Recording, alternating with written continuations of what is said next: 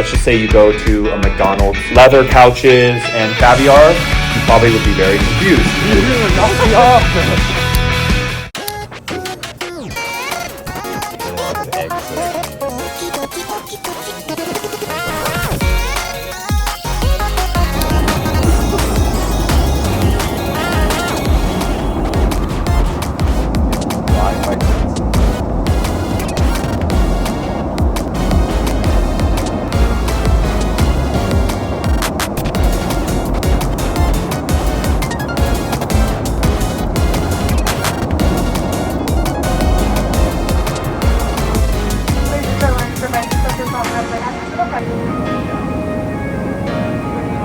What is going on, everyone? We are back in LA. Got in yesterday from New York City, which was an amazing experience. I love New York for how inspiring the environment can be, just rubbing shoulders with so many people that have achieved success in such a small, compact area, the walkability, all of the above.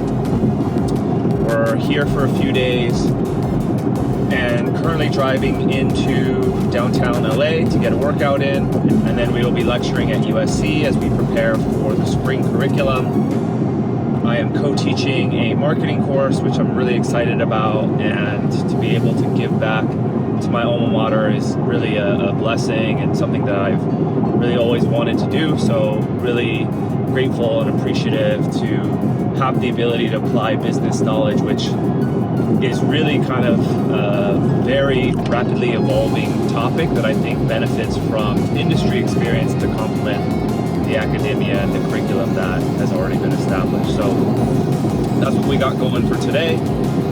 I was listening to a few podcasts on the way over that I wanted to share. The first was around happiness, and the gap between expectation and reality is commonly where unhappiness is derived from. So just switching your mental framework of what it means to be happy, what is enough, can really have a positive impact beyond all the outcomes for which we believe are required for happiness.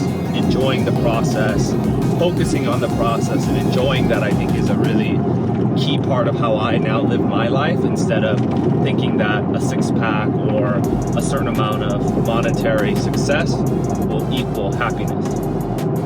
So that's number one. I think the second is how important it is to think about the decisions you make. So the first most important decision that I believe is the partner you choose to marry, and that being your business partner, your partner in all things, can really impact your energy levels, your attention. And so being very mindful and thoughtful of who you choose, and love being a part of the equation, but also the practicality of how 1 + 1 can equal 3 in a partnership. A quote that I love that I commonly share from my sister is, when you're 110% sure, marriage is tough. So when you're 99% sure, good luck. And really being very mindful of your life partner, I think, is really important. The other that was recently inspired is the environment and the location that you're in. So I think New York is the best city in the world for your career.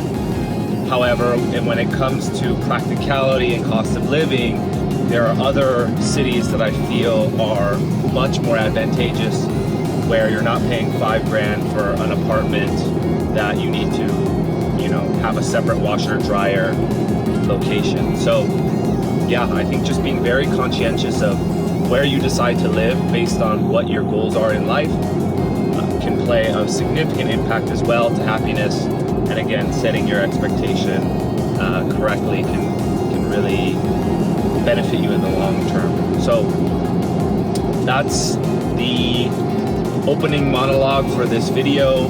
I am really enthused and excited to hopefully continue this journey and have folks follow along. We're going to get a workout in, we're going to teach, and hopefully it'll be a good day. So with that, we will see you in the next clip.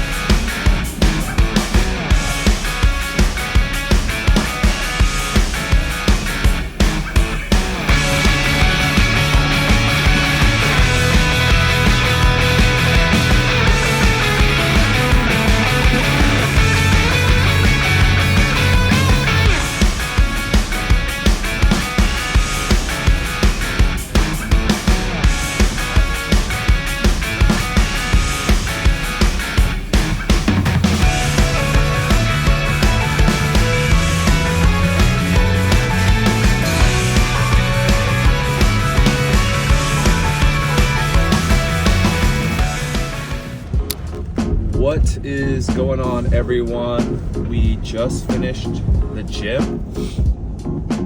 I'm not gonna lie, that was one of the hardest, most lazy sessions I've done in a while, considering even yesterday I wasn't really feeling it, but pushed through, and I feel like it has a lot to do with how much food I ate before.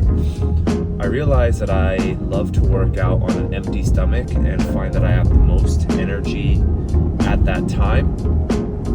But nonetheless, we used discipline to push through it, and yeah, it was just one of those times where I didn't really have the motivation, and the reality of the situation is that many times we won't have the motivation needed to be at 110%. So really establishing habit stacking I find to be really helpful, meaning you combine a pleasurable activity with, let's say, a harder one. So, eating, doing push-ups before eating, or some combination, I think helps me.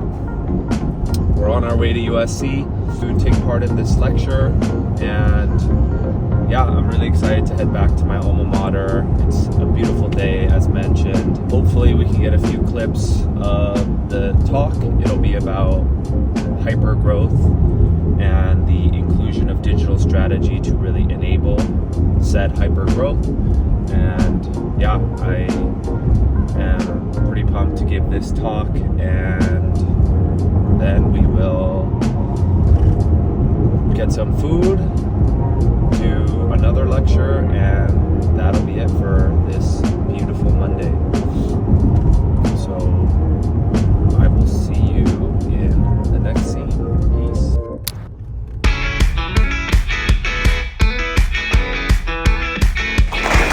Hopefully the semester is going well and home stretch. By the time larger organizations have thought through an idea, smaller and more nimble brands are able to iterate, execute, learn, and really take a bit more of an entrepreneurial approach. I think distribution, the second piece, is really around how are products showing up and where, who are the right partners to distribute your product, and what environments make the most sense for your product to show up. Does a retailer offer value proposition beyond just exposure, but to a newer consumer that otherwise would be too expensive to acquire? Partnerships, the role of athletes and influencers and how that can really amplify your brand voice. I think the key point to note here is really this notion around authenticity.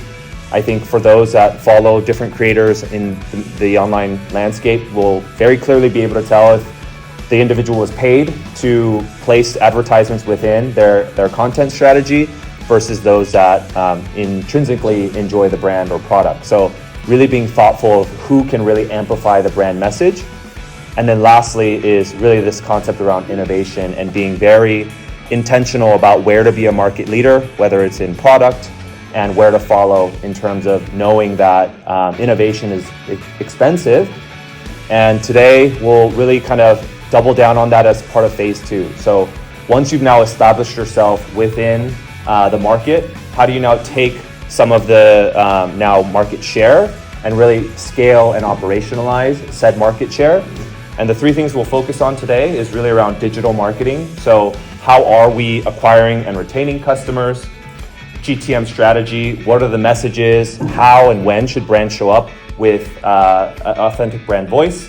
And then merchandising and distribution is essentially how should brands be thinking about where to sell product, how to sell product, and really having a clear reason for being. Why should you partner with a retailer when you have your own direct-to-consumer channel? So really being thoughtful around how digital is an amplifier to really enable sustainable and long-term growth. Let's just say you go to a McDonald's in France. If you saw blue colors everywhere, leather couches, and caviar, you probably would be very confused based on what you've experienced here. And so being very cognizant that there is some consistency with brand voice in understanding that we live in a global market is the role of, let's just say, a global function, being very authentic to where you have credibility to stand for something and really lean into that. So.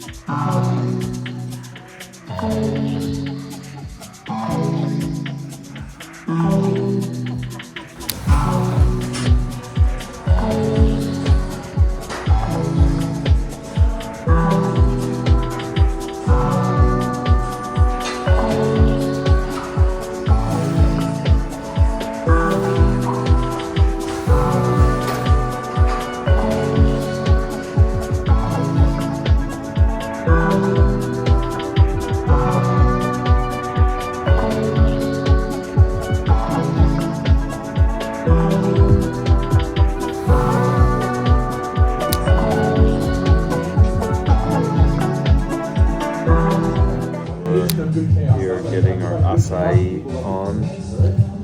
Best acai in the game. We have cacao nibs, coconut, almonds, strawberries, and unsweetened acai. Bro, stop.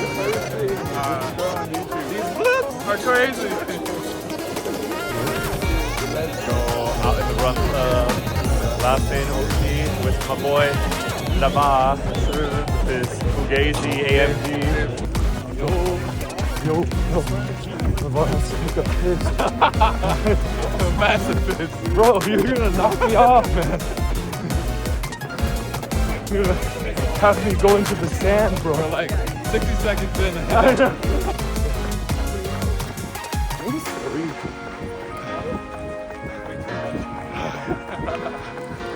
We're like the last ones.